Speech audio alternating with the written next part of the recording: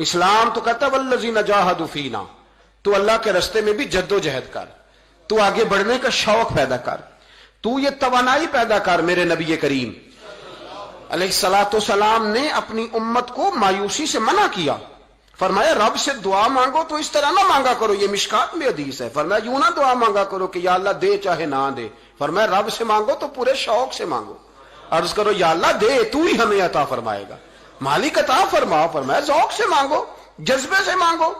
ہمارے ہاں استاد دو قسم کے ہوتے ہیں، ایک ٹیچر کی ڈیوٹی ہے اسکول جانا، اس نے کوشش کرنی ہے کہ اگر کوئی موقع مل جائے بھاگنے کا تو اسکول سے نکل جاؤں، کوئی چکر چل جائے تو۔ میں بھی چھوٹا سا استاد ہوں تو استاد ناراض نہ ہو مجھ سے، سمجھ لے میں اپنی تربیت کے لیے بات کر رہا ہوں، تو کسی طریقے سے نہ کوئی چکر چل جائے، کوئی فارم چلو مل جائیں، سائن کرانے چلے جاتے ہیں، کوئی ایسا چکر چل جائے صحیح نکل جائیں، یہ ایک استاد ہے۔ ایک استاد ہے اسے شوق ہے، اسے ذوق ہے پڑھانے کا، وہ جب دیکھتا ہے نا کہ یہ کچھ بچے کمزور ہیں تو وہ کہتا ہے تم نے سیکنڈ ٹائم میرے پاس بیٹھنا ہے مفت بغیر ٹیوشن کے۔ میں نے دیکھے ہیں یہ لوگ، میں نے دیکھے ہیں، استاد اوور ٹائم دیتا ہے، ٹھیک کہہ رہا ہوں جی میں؟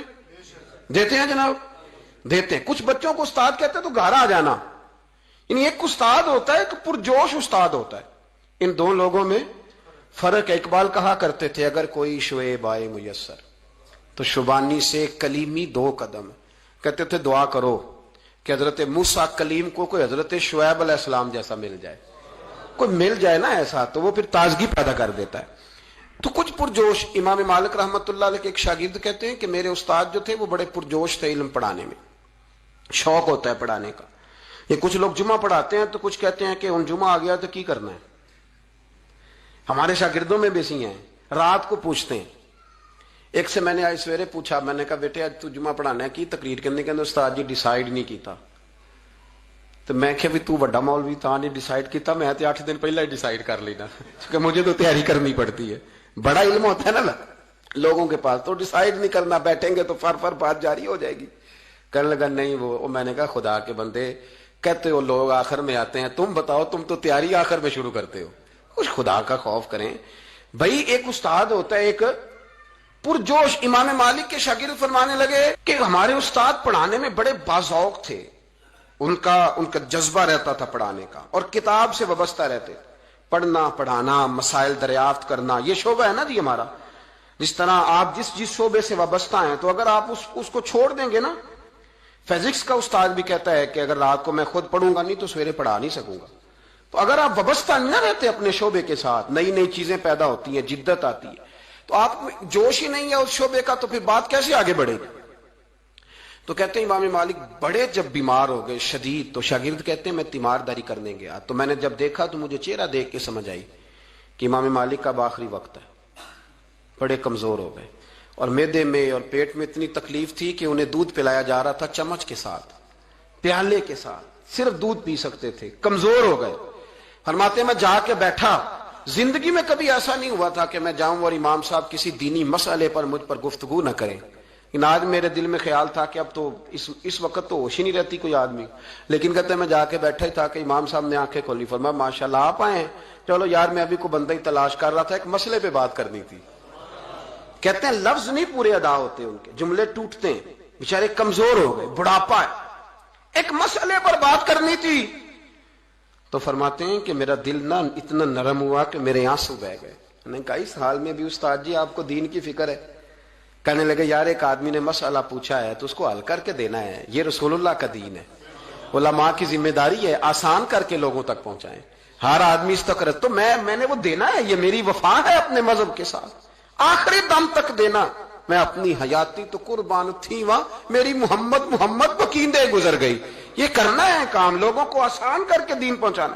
فرماتے ہیں کہ میں نے کہا استاد جی فرمائیں، کہنے لگے یار یہ حج کے موقع پر جو رمی جمار ہوتی ہے، جمرے کو شیطان کو کنکر مارے جاتے ہیں، پوچھنا یہ ہے کہ دونوں طرح سے سنت ہے، پیدل بھی مار سکتے ہیں سواری پہ بھی، تو یہ بتا کہ پیدل افضل ہے یا سواری پہ افضل ہے؟